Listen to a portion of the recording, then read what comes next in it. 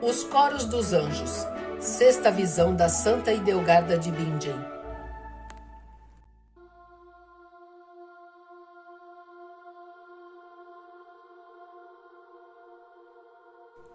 Esta iluminura da Santa Idelgarda de Bingen está inserida no livro Cívias, livro primeiro, O Criador e a Criação, e refere-se à sexta visão intitulada Os Coros dos Anjos.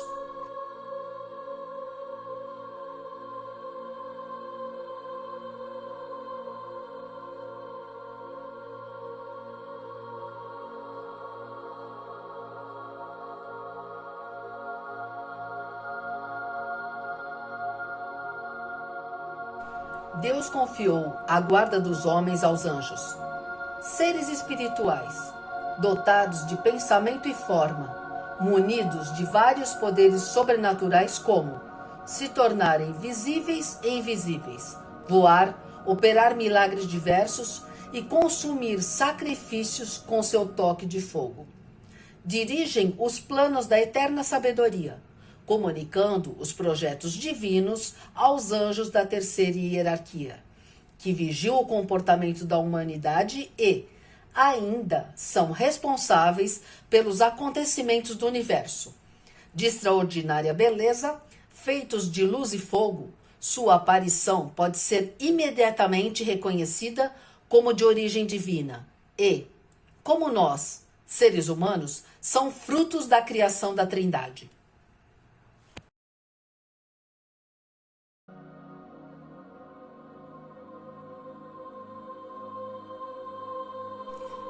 Na Sagrada Escritura, os santos anjos, serafins, aparecem somente uma única vez na visão de Isaías.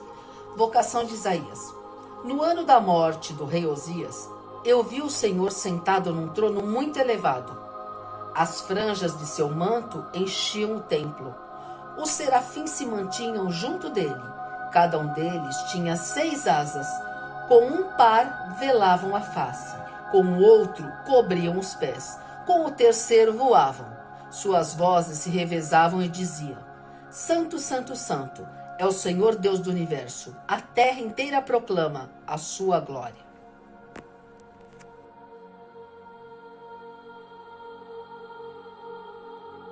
Na Sagrada Escritura, os santos anjos, querubins, o nome mais citado por 80 vezes, foram colocados pelo Criador para guardar o caminho da árvore da vida. Gênesis 3:24. A culpa original. E expulsou-o e colocou ao oriente do jardim do Éden querubins armados de uma espada flamejante para guardar o caminho da árvore da vida. Os seres misteriosos que Ezequiel descreve na visão. Castigo de Jerusalém. Olhei na abóbada estendida acima da cabeça dos querubins. Havia como que uma pedra de safira, uma espécie de trono que aparecia sobre eles.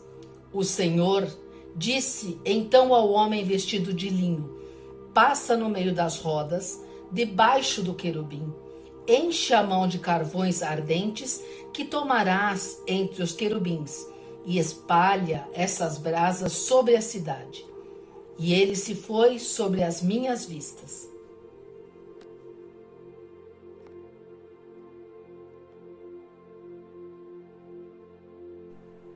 Êxodo 23. Promessa de bênção. Vou enviar um anjo adiante de ti para te proteger no caminho e para te conduzir ao lugar que te preparei. Estares sobre aviso em sua presença e ouve o que ele te diz. Não lhe resistas, pois ele não te perdoaria a tua falta, porque meu nome está nele. Mas, se lhes ofereceres pontualmente, se fizeres tudo o que ele disser, serei o inimigo dos teus inimigos e o adversário dos adversários. Porque meu anjo marchará adiante de ti e te conduzirá entre os amorreus, os heteus, os ferezeus, os cananeus, os heveus e os jebuseus que exterminarei. Na Sagrada Escritura, Deus disse que criou os anjos e cada coro para determinada função. Registros incontáveis de santos da Igreja que tiveram experiências com anjos disseram ser as criaturas mais belas, dotadas da mais sublime arte divina e que servem a Deus com total amor e pela providência divina agem com amor para conosco.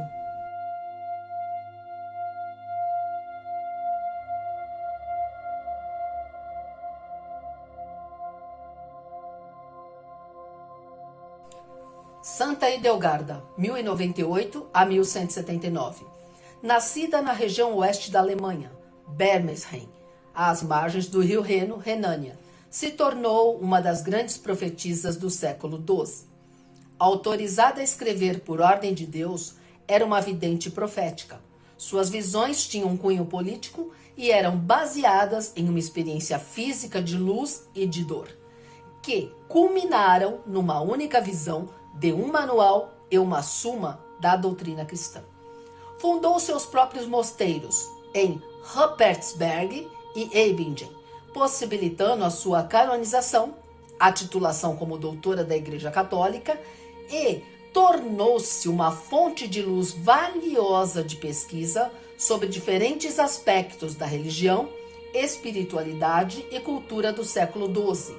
Suas visões são dotadas de excentricidade e originalidade das visões narradas, o que desperta um grande interesse de grupos variados como religiosos, leigos e clérigos de sua geração, como também pesquisadores de outras áreas. Bernardo de Claraval acreditou na autenticidade de suas visões e possibilitou o reconhecimento oficial no Sínodo de Trèveris, Trier, em 1147 e 1148. Pernod, 1996. Hildegarda. E novamente ouvi uma voz do céu me dizendo: diz então estas maravilhas e escreve-as, como te são ensinadas e ditas. Aconteceu em 1141, primeiro ano da encarnação de Jesus Cristo, Filho de Deus, quando tinha 42 anos e 7 meses. Uma luz de fogo, de um brilho extremo, provinda do céu aberto, derramou-se sobre meu cérebro inteiro e sobre todo o meu corpo e todo o meu peito, como uma chama que, entretanto, não queimava, mas que, com seu calor, inflamava da mesma maneira que o sol aquece aquilo sobre o que dardeja seus raios.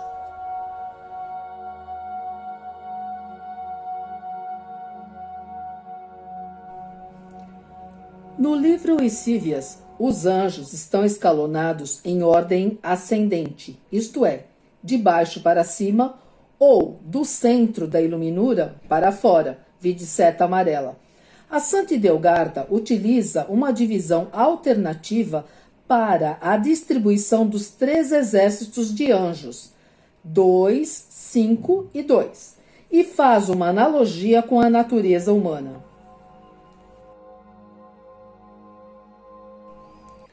Os coros dos anjos, composto por 9 exércitos, distribuídos em 3 hierarquias. Primeira hierarquia, ou seja, 2 coros, formada por 2 exércitos. Número 1, serafins. Número 2, querubins. Segunda hierarquia, 5 exércitos. Número 3, tronos. Número 4, dominações. Número 5, potestades. Número 6, virtudes. Número 7, principados. Terceira hierarquia, formada por 2 exércitos. Número 8, arcanjos. E número 9, anjos.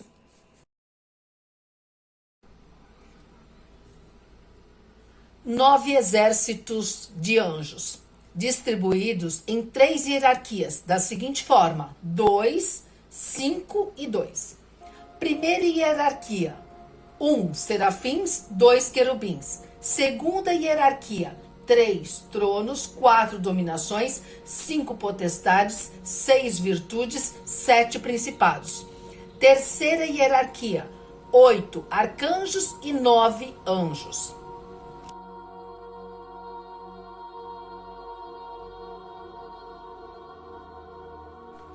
Primeira hierarquia dos anjos. Primeiro exército, serafins, formado por anjos com forma humana e asas. Segundo exército, querubins, também formado por anjos com forma humana, asas, e traz a imagem do Filho de Deus no peito, brilhando como um espelho.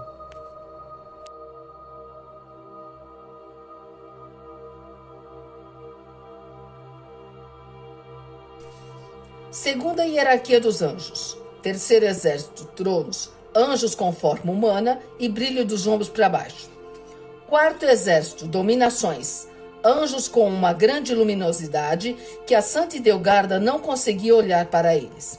Quinto exército, potestades, anjos com a cabeça humana, parecendo mármore branco e cabelos em forma de tochas de fogo. Dos ombros para baixo, uma nuvem cinza escura ao redor. Sexto exército, virtudes, anjos com forma humana, capacetes na cabeça e que vestiam uma túnica parecendo mármore. Sétimo exército, principados, anjos que não tinham aparência humana, mas emitiam brilho como a aurora.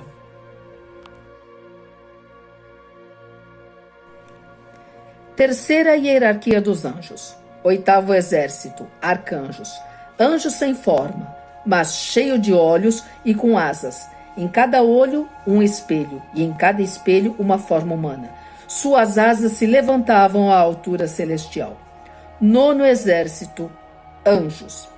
Anjos sem forma, que ardiam como fogo, e suas asas mostravam como um espelho as hierarquias da igreja dispostas em ordem.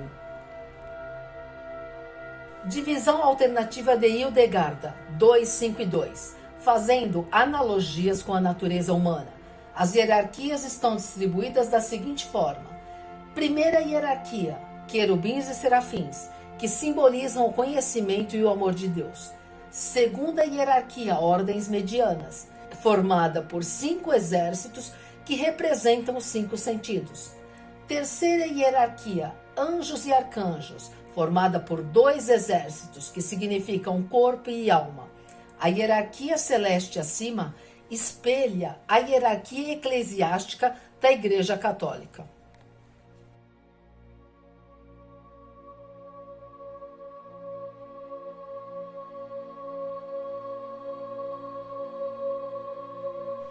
Dionísio Areopagita, autor, teólogo cristão e filósofo neoplatônico.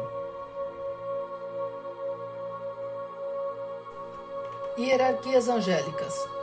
Para estabelecer a relação entre a sexta visão da Santa Hildegarda, os coros dos anjos e os escritos pelos santos, mencionados neste trabalho, voltamos à origem das hierarquias angélicas, descritas pela primeira vez por Pseudo Dionísio. Assunto este amplamente debatido sobre a veracidade e as evidências robustas consolidadas ao longo destes séculos. Segundo São Lucas, nos Atos dos Apóstolos, Dionísio era membro do Areópago ateniense e, mais tarde, converteu-se ao cristianismo, sob a influência de São Paulo. Escreveu entre 480 e 530, fim do século V e começo do VI, uma série de tratados que a Idade Média reverenciava como textos sagrados. Chamado de doutor hierárquico, Dionísio veio do paganismo, mas sempre serviu à verdade.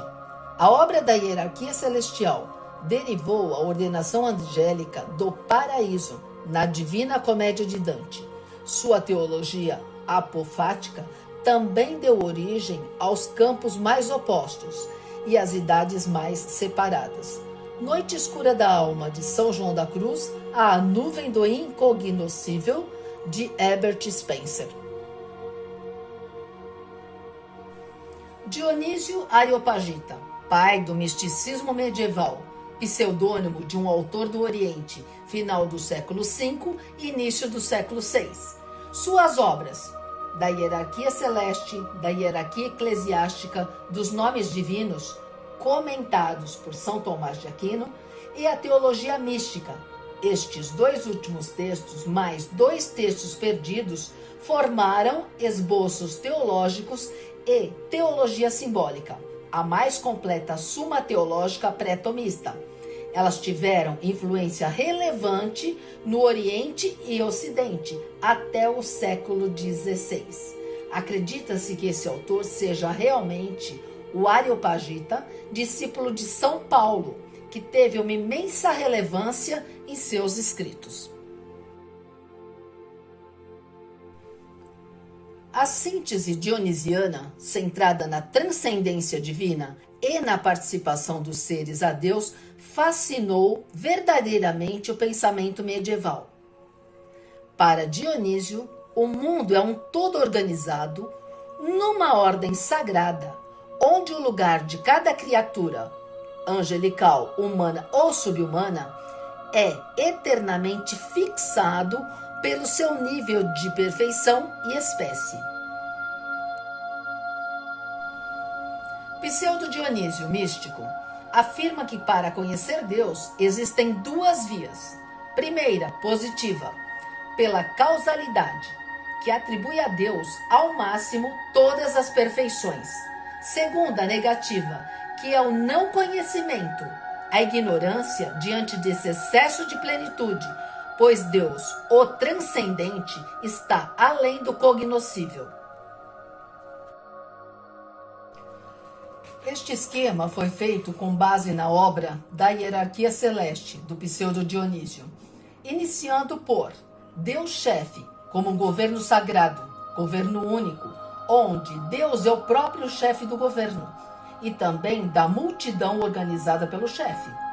Como sendo uma hierarquia única, é baseada na ordem, ciência e ação, formada por anjos, otimamente distribuídos, onde Deus é o chefe dos anjos, dos mais elevados aos mais inferiores, isto é, anjos iluminados distribuídos de 3 maneiras. Primeira hierarquia, anjos superiores. Tem a verdade como conhecimento universal, por procederem do primeiro princípio que é Deus, mantendo uma relação imediata e ordem de relação com Deus. É o vestíbulo da divindade. Segunda hierarquia, anjos medianos, de pureza inteligível, atuam nas razões que dependem das causas criadas universais que se multiplicam. Terceira hierarquia, anjos inferiores, atendem às coisas individuais que dependem de causas próprias, ou seja, da multidão governada.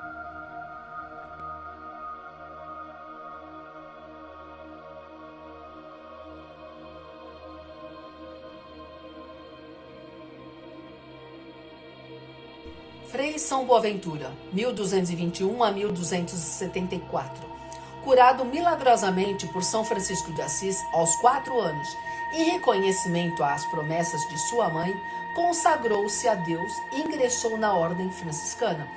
Tornou-se um grande teólogo e filósofo do século XIII e restabeleceu a fé e a razão na Igreja Católica.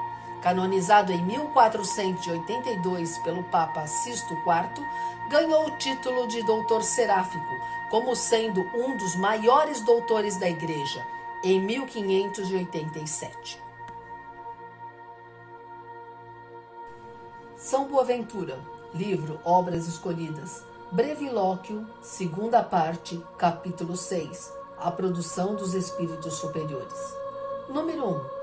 Boaventura trata da natureza espiritual e incorpórea, que é a angélica, naquilo que se refere à criação dos espíritos superiores, à ruína dos demônios e à confirmação dos anjos bons. Número 2. Desde a sua criação, os anjos são dotados de 4 atributos principais: simplicidade de essência, distinção pessoal, memória, inteligência e vontade, devido à razão que lhes é inerente, liberdade de arbítrio para escolher o bem e recusar o mal, e acompanhados por mais 4, eficácia no obrar, oficiosidade no ministrar, perspicácia no conhecer, imutabilidade, após eleição no bem ou no mal.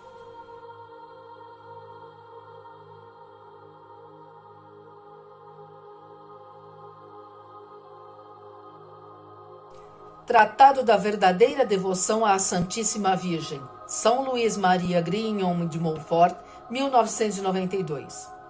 Todos os dias, de um extremo da terra ao outro, no mais alto dos céus, no mais profundo dos abismos, tudo prega, tudo exalta a incomparável Maria.